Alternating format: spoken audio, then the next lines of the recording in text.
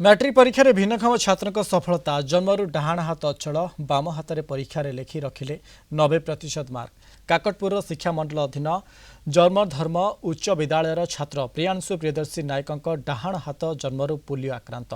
छोट बेलू बाम हाथ में लेखापढ़ा करते प्रियांशु निजर दृढ़ इच्छाशक्ति बल में बाम हाथ में मैट्रिक परीक्षा दे 90% मार्क रखी A1 रैंकिंग रे निजको स्थानित कर प्रियांशु सहित अधिक आलोचना कर काकटपुर रिपोर्टर लोकनाथ स्वाई।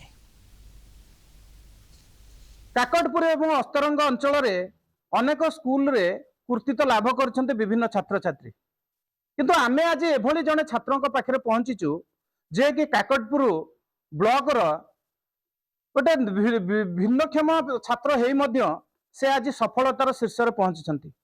जे आपण मानक सीधा सड़क चित्र देखैबु एठी जे बसचन्ति प्रियांशु नायक जे कि जन्मरू तांकर डाहाण हाथ पोलियो रोग रे आक्रांत हेबा परे से बाम हाथ रे लिखिबा आरंभ करथिले।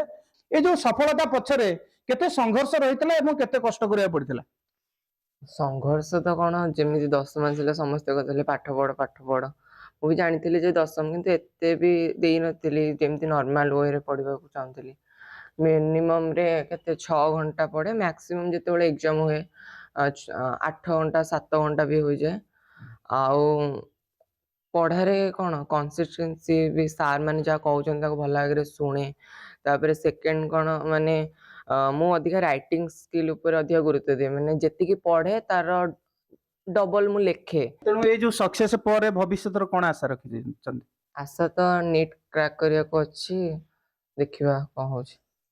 निश्चित भाव में ए सफलता पर से जने डाक्टर होबार आशा रखि छन्ती। निश्चित भाव जेहेतु जन्म बेले देखा बहुत मान कष्ट लगी जे पिलाटी केमती माने ये करिवो, जा हो से ताकू भी आम बारंबार अभ्यास करइछु जे लेफ्ट रे तू ये कर ट्राए करो आ से भी से सक्सेस होइछि। आ पाठ पढ़ा जेहेतु तार गोटे ये सब बुझाए बाबा जे भगवान गोटे आड़े असुविधा देइछन्ति माने अलगा बाटरे तू निश्चय ते साहाय्य करिवे। तू पाठ पढ़ा तोर अच्छी तू पढ़ हम तापर गुरुमा गुरुजी और टीचर माने जो स्कूल टीचर मान भी बहुत सपोर्ट देइछन्ति। प्रियांशु मोर सान भाई हम, मु आज ता बहुत गर्वित।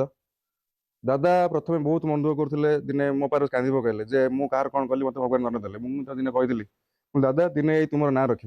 आज मुझे भावुँ प्रियांशु आज दादा ललिता ना रखी दादा सागे सागे आम समस्त गर्वित कराई। तेणु आम निश्चित भाव में ईश्वर पाखे प्रार्थना करूँ प्रियांशुर यही स्वप्न साकार हो एवं भविष्य में से जड़े डॉक्टर हो समाजर सेवा कर।